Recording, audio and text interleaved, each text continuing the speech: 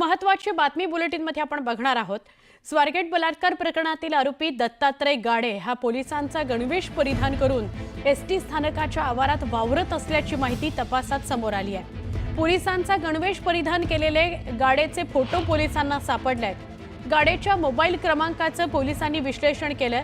गाडेचा पुण्यातील शिवाजीनगर, स्वारगेट, अहिल्यानगर, सोलापूर तसंच शिरूर एसटी स्थानकात वावर असल्याचं आढळलं।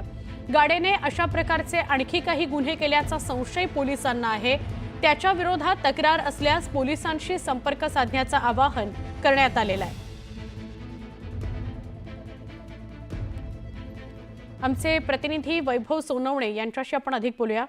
वैभव, ही तर धक्कादायकच गोष्ट की पोलिसाच्या गणवेशात तो अनेक बस स्थानकांमध्ये वावरलेला आहे।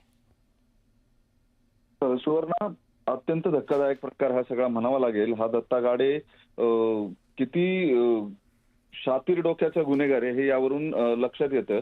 तपासामध्ये बरीच माहिती समोर आली आहे। काही मुलींना तो पोलीसमध्ये भरती करतो असंही सांगून त्यानं काही मुलींशी संपर्क जो आहे तो साधलेला होता, ज्यांना तो एसटी स्टँडमध्ये भेटलेला होता।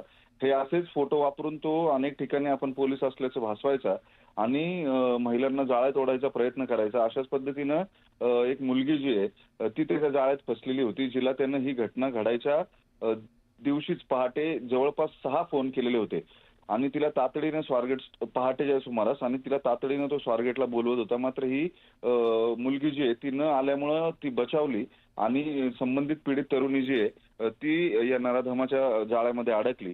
या पद्धतीचे अनेक गुन्हे त्याने यापूर्वी केलेले असण्याची शक्यता आहे। हा जो गणवेश आहे तो पिंपरी चिंचवड पोलीस दलातील एका कर्मचाऱ्याचा आहे, जो त्याचा ओळखीचा आहे, मित्र आहे असं सांगितलं जात आहे। त्यानं हा गणवेश घेऊन फोटो कधी काढलेले होते, सेल्फीज आहेत ते दाखवूनच तो या महिलांना जाळ्यात ओढायचा प्रयत्न करायचा। अशा पद्धतीनं आणखी किती महिलांना त्यानं खूप गंभीर वैभव ही गोष्ट आहे। खूप धक्कादायक माहिती समोर येते। त्यामुळे आता अजून काही मुलींना त्याने फसवलेलं आहे का किंवा त्रास दिलेला आहे का, अनैतिक वर्तन केलेलं आहे का हे बघणं, समोर येणं महत्त्वाचं आहे।